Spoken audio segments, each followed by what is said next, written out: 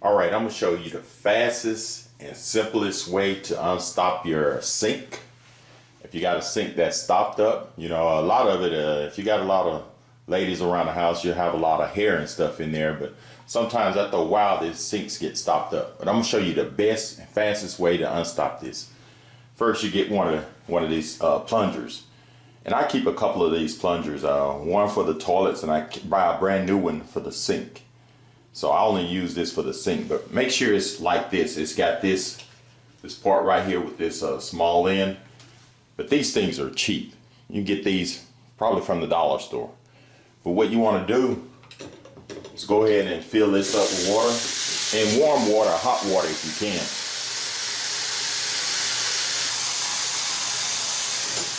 Okay, once you got it to the level you want to put this plunger in there over that little drain and just start draining your water.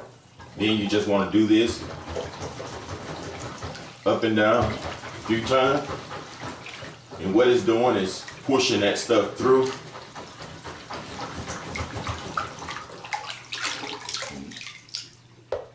There you go. You see how it's draining now?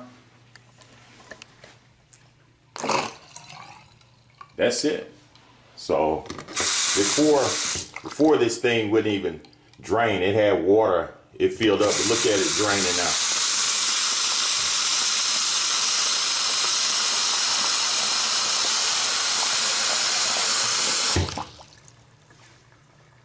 That's it.